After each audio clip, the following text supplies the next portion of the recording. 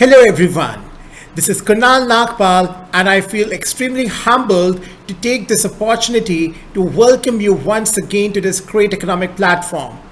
Dear friends, I feel extremely delighted to basically devote the evening hours of this day to basically discuss the core economic insights of our economy.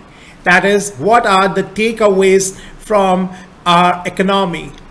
We are going to have a brief overview of this particular aspect, followed with the discussion on how the new India is emerging by correcting the mistakes of the bygone decades, as per our respected Prime Minister Shri Narendra Modi ji. And we will also discuss the fact that our Prime Minister basically dedicated the day 26th December by celebrating as the Veer Bal Divas. We will go to the core intricacies of this particular aspect. So let's discuss the core economic insights of the day.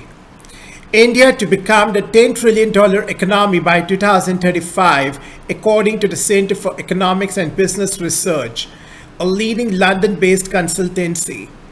As per it, India will become the third economic superpower by 2037 and a $10 trillion economy by 2035. Published on Monday, that is on 26 December 2022, the report said the world is basically moving towards recession. So, over the next 5 years, the annual rate of India's GDP growth is expected to average 6.4%, after which it is expected to grow at an average of 6.5% in the subsequent 9 years. This growth trajectory will see India rise from 5th place on the World Economic League table in 2022 to 3rd in the global rankings by 2037, it said. According to the report, the pandemic had a particularly devastating effect in absolute terms, and India had the third highest death toll globally, yet the economy bounced back thanks to our extremely dynamic leadership pattern. In 2035, we forecast that India will become the third $10 trillion economy, although there are political factors that could hold India back. It has demographics on its side, the report said. The report also played down concerns over high inflation, saying it has remained lower than in most other large economies.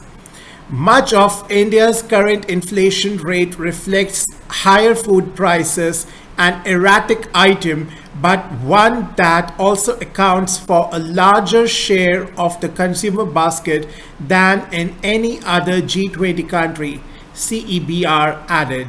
So this is an extremely insightful article which gives us an in-depth analysis of how India will become the $10 trillion economy by 2035. Moreover, the campaign soon to educate on online gaming and cryptos. The government will soon embark upon a campaign to create awareness of the cryptocurrencies and online gaming. Law likely to be amended to retake some powers from the petrol regulator. The government is basically planning to amend the law to claw back some power from the Petroleum and Natural Gas Regulatory Board, which will help it intervene to resolve some of the contentious issues plaguing the sector, such as the monopolies of the city gas licensees, according to the people familiar with the matter. Plans afoot to issue 50 quality control orders by the Q2 of financial year 2024. The Department for the Promotion of Industry and Internal Trade, that is DPIIT, plans to issue 50 quality control orders, that is QCO, by the second quarter of the financial year 2024. New deadline for the oil block bids. The government has once again extended the deadline for the submission of bids in the 8th exploration licensing round. The deadline has been extended from December 30 to January 31, the Directorate General of Hydrocarbons said on its website without giving any reason. Textiles PLI gets 1,536 crore rupees investments till now. The investment worth 1,536 crore rupees has been made so far under the production linked incentive scheme for the man-made fiber apparel, fabrics and the products of technical textiles, the government said on Monday, that is 26 December 2022. Mines Ministry okays the purchase of 2 surveyor ships. The Mines Ministry has approved the purchase of 2 surveyor ships which will reduce the aging RV Samudra Shodhikama and RV Samudra Kostab and conduct the marine surveys for the Geological Survey of India, said the officials. The Finance Minister, Dr. Nirmala Sitharaman, has been admitted to the hospital. The Finance Minister, Dr. Nirmala Sitharaman, was admitted to the private ward of an All India Institute of Medical Sciences on Monday, that is 26 December. Sitharaman had symptoms of viral fever and is recovering, the sources said. Sitharaman, 63 years old, was taken to the hospital around 12 noon on Monday. No proposal before the government to lower the threshold for e-invoice CBIC. The CBIC on Monday said there is no proposal before the government to lower the threshold from January 1 for the mandatory generation of e-invoices. Currently, the businesses with a turnover of 10 crore rupees and above are basically requested to generate an electronic invoice for all B2B transactions. India self-reliant in textiles, food products, iron and steel. India has achieved self-reliance or Atmanirbharta in textiles and clothing, food products, iron and steel and transport, but continues to lag in the machinery, electronics and plastic sectors, according to a report prepared by the Confederation of Indian Industry, that is CII, and PricewaterhouseCoopers, that is PwC. So, in a move to measure India's self-reliance, industry body CII and accountancy firm PwC have basically developed an Atmanirbhar index, which is expressed as the ratio of the country's total exports and its imports. In the financial year 2022, the index had a reading of 0.69. The index classifies India into 20 sectors including textiles, aluminium, electronics, food products and transport. An index value greater than 1 for a sector means India is Atmanirbhar in that particular sector, while a value less than 1 means India is not self-reliant in that sector. India registered an overall Atmanirbharta with the index value at 0.69 in 2021-22 with an export of $422 billion and an import value of $613 billion. CII and PwC said in a report titled Measuring India's Atmanirbharta. As per the report, in the financial year 2022, 8 of the 20 sectors had an index reading of greater than or equal to 1. These sectors are basically animal products, hides products, footwear and aluminium. Exports for these sectors were actually higher than imports not only in 2021-22 but also in 2016-17. The two entities said, adding that the trade surplus has increased for 6 of these 8 sectors in the last 5 years. The report showed that 12 sectors had an AI of less than 1 and 8 registered a greater net trade surplus in the last 5 years. Even if these sectors have an AI value less than 1, many of these sectors are basically exhibiting a steady progress towards Atmanirbharta, CII and PwC said. Among the sectors with AI less than 1, a contraction has been seen in the import share of electronics, diamonds, machineries, minerals, wood products, and vegetable products. Now, what are the various external factors? Highlighting that India's overall AI value was 0.72 in 2016-17, the report said that higher value of imports relative to the exports over this period marginally impacted the overall score in 2021-22. So, measuring Atmanirbharta, CII and PwC develop an index to measure India's self-reliance. AI above 1 shows the self-reliance level. India Atmanirbhar in 8 sectors, that is leather and its products, footwear, food products and transportation. Atmanirbharta index for 20 sectors. India's financial year 2022 AI reading was 0.69. So the Atmanirbharta index for the 20 sectors are as follows. Low AI in electronics, diamonds, machineries, minerals, wood products, and vegetable products.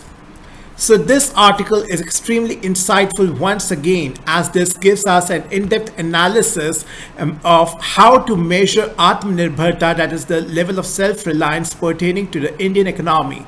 And we realize that the AI is still low in the sectors like electronics, diamonds, machineries, minerals, wood products, vegetable products. Whereas for the sectors like leather and its products, footwear, food products and transportation, Atmanirbharta is quite is actually quite appreciable.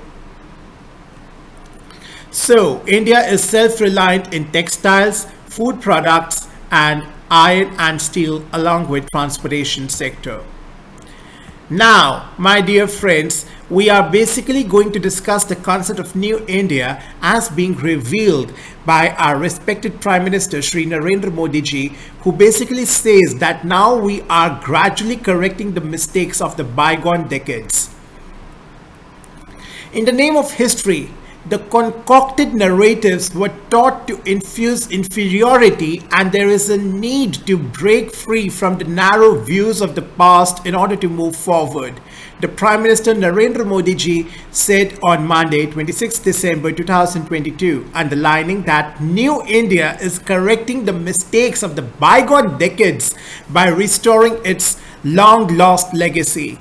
Speaking at the first Veer Bal Divas event, Modi ji paid tributes to Zorawar Singh and Fateh Singh, Guru Gobind Singh's sons, who laid down their lives while defending their faith.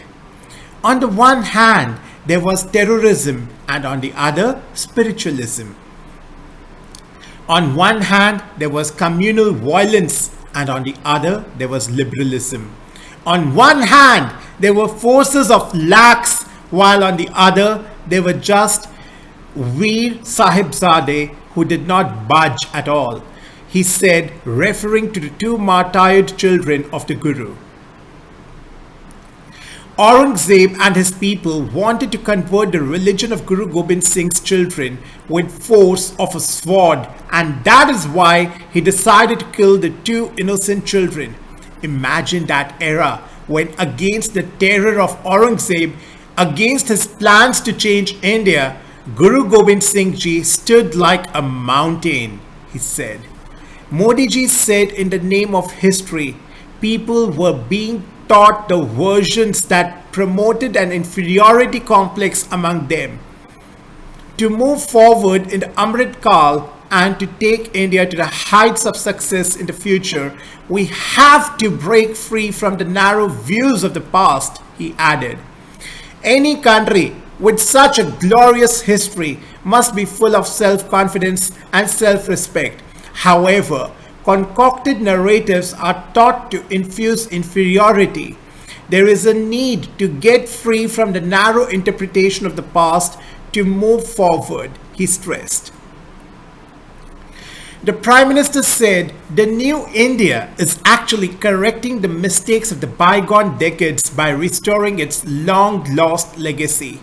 on the occasion of Guru Gobind Singh's birth anniversary on January 9 this year, Modi ji had announced that December 26 will be observed as Veer Bal Divas.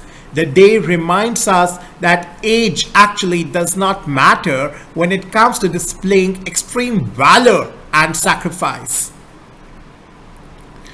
Veer Bal Divas basically tells us what is India and what is its identity, and every year Veer Bal Divas will actually inspire us to recognize our past and make our future.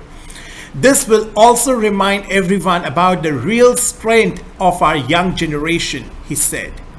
Modi ji said what happened in the wars of Chamkaur and Sirhind can never be forgotten, while noting that these incidents occurred only 3 centuries ago on the soil of this land. That is just 300 years ago. On one hand, there was the mighty Mughal Sultanate blinded by the religious fanaticism, and on the other, there were our gurus gleaming in the knowledge and living by the ancient principles of India. The Prime Minister said, there were heights of terror and the religious glory on one hand, and on the other, there was the pinnacle of spirituality and kindness to see God in every human being. So, on one hand, there was extreme attachment to one's religion, and on the other, there were the heights of spirituality, basically propagating the theme of kindness to see everyone as the children of God. He said, adding, while the Mughals were backed by an army of millions, the Veer Sahibzades of the Guru had their courage. They did not bow down to the Mughals even though they were alone. This is when the Mughals walled them alive. Their bravery has been a source of inspiration for centuries, he said. Noting that the concocted narratives were taught and created a sense of inferiority in the country, Modi ji said, despite this, local traditions and society kept these tales of glory alive. The Prime Minister emphasized the need to get free from the narrow interpretation of the past to move forward. This is why the country has taken the pledge of removing all traces of slave mentality in the Azadi Ka Amrit Kal. Veer Bal Divas is like a life force for the Panch Prans, the Prime Minister added. The Prime Minister also highlighted the importance of the determination and bravery of the Veer Sahibzade and said this basically establishes the role of the young generation in the destiny of a nation. Modi ji said, today's young generation is also taking India forward with the same determination, and this makes the role of Veer Bal Divas every December 26th all the more important. So paying tribute to Sikh Guru Parampara, the Prime Minister said that it is not just a tradition of spirituality and sacrifice, but also a source of inspiration for the concept of Ek Bharat, Shresht Bharat. The biggest example is basically the overall cosmopolitan and inclusive character of Sri Guru Gobind Granth Sahib Ji, where the preachings and commentary of saints from all over India are included. The life journey of Guru Gobind Singh Ji also exemplifies this particular trait.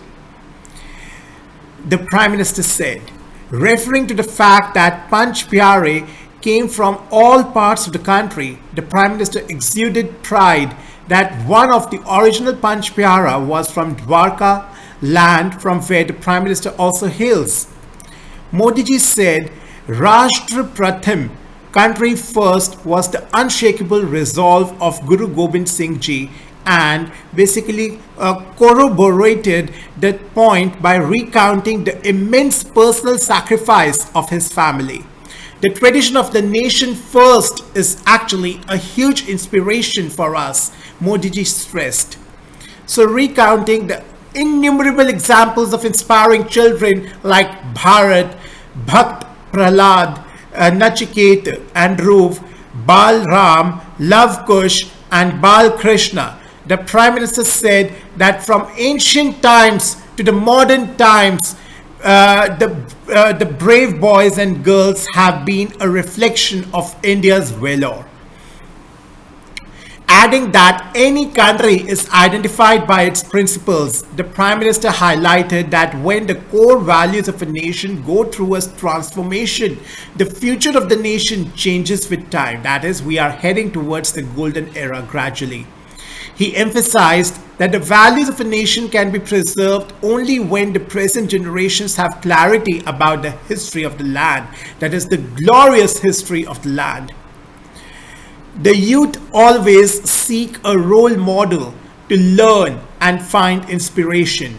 That's the reason we believe in the ideals of Lord Ram, find inspiration from Gautam Buddha and Lord Mahavir, and attempt to live through the sayings of Guru Nanak Dev Ji, while also studying the ways of Maharana Pratap and Chhatrapati Veer Shivaji, the Prime Minister remarked. Highlighting the culture and traditions of India that believes in religion and spirituality, Modi ji said that the ancestors of our land gave shape to an Indian culture that associates with festivals and beliefs. He said, we need to make that consciousness eternal, and that is why the country is actually trying to revive the glory of the history of the freedom struggle during the Azadi Ka Amrit Mahotsav. Work is basically going on to take the contribution of brave men and women and the tribal community to every person, he said, and expressed happiness about the huge participation from every part of the country in the competitions and events organized for Veer Bal Divas. He reiterated the need to take the message of the life of the Veer Sahibzadas to the world with full determination and will. Guru Gobind Singh had 4 sons, that is, 4 Sahibzades, who sacrificed their lives for their faith. 2 of his elder sons died in the battle of Chamkaur Sahib. At the event, Modi ji also listened to Shabad Kirtan recited by about 300 Bal Kirtanis. So this is extremely